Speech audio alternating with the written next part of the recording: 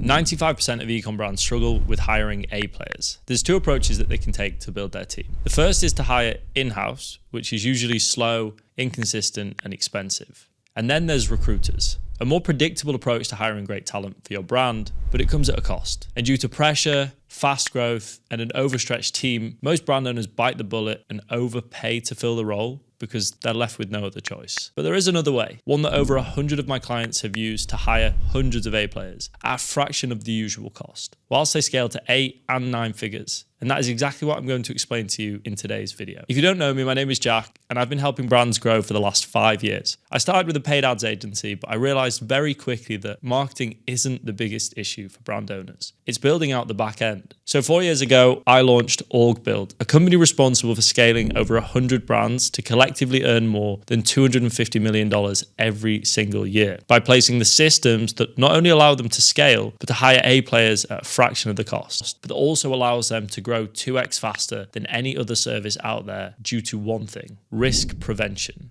Because here's the thing, the cost of hiring is the single biggest risk to your business, and it's not actually the recruitment process that costs you the most. It's what's not done in this process that devours your profit margins. So I'm going to give you a breakdown of where those costs actually hide. Number one is time allocation. Every time you hire, you need to allocate time to ideating the role, screening candidates, sitting interviews, onboarding, training, and managing them. That alone costs your organization hundreds of hours. Next, you have the recruitment fees. If you engage an external recruiter, you're paying 15 to 25% fee of the hire's annual salary. So a head of operations on a $100K a year salary will cost you $15,000 to $25,000 in recruitment fees alone. And if you were to hire in-house, a recruiter, you'd be paying around $5K a month for a good one, plus $1,000 in tools required, so $6,000. And if you do what most brands do, they delegate the responsibility to someone already in the business. Or even worse, the founder does it. And the founder's time is the highest leverage asset the business owns. The third cost is mishiring, and this is the silent killer. The average bad hire lasts 3 months before being replaced. For a $100K a year role, that's $25,000 in salary spend wasted, plus the $15,000 to $25,000 in recruiter fees, plus the hundreds of hours allocated to their hiring, onboarding, training, and management. On average, a mishire will cost your business between $50,000 and $100,000 in direct cost alone. But that's just a fraction of the real expense. The real danger is in the opportunity cost of failure.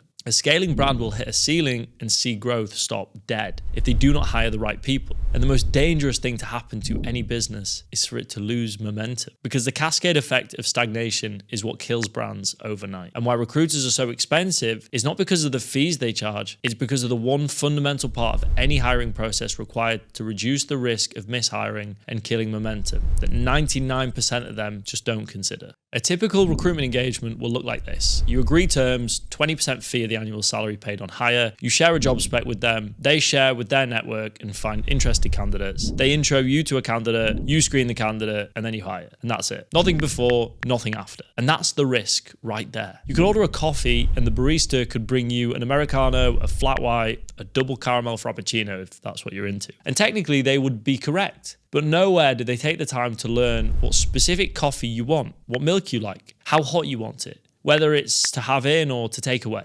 The important nuances that make sure that you don't just get a coffee, but you get one that actually aligns with you and your desires. Now imagine a recruitment process that learned your team from the inside out, understood your culture, how your leadership operates, what is valued and what is not, what your goals are for the brand, and how you intend to get what's currently creating the most friction along this journey, and how everybody feels about their place in the brand. And then you met candidates aligned with all of that. Not just a job title, but an in-depth understanding of the very environment the hire was coming into, the current bottlenecks the business is facing, the leadership challenges that could affect the hire's experience when they join the company, the process inefficiencies that would cripple their effectiveness, and the team's overall state that would transfer onto each new addition to the team. How do you feel that that level of detail would impact the effectiveness of every hire made? And more importantly, how much risk would that reduce? I can tell you, based on almost 500 hires made, the implementation of this process in our A-player acquisition system led to a 95% higher success rate, reducing mishire rates by over 20% and boosting our clients' 12-month revenue by an average of 2.1x. One client, Here Life Co., scaled from $8 million to $20 million as a result. Or Vegamore, who scaled from $60 million a year to over $120 million a year. Or Celine, who scaled from $18 million to $30 million.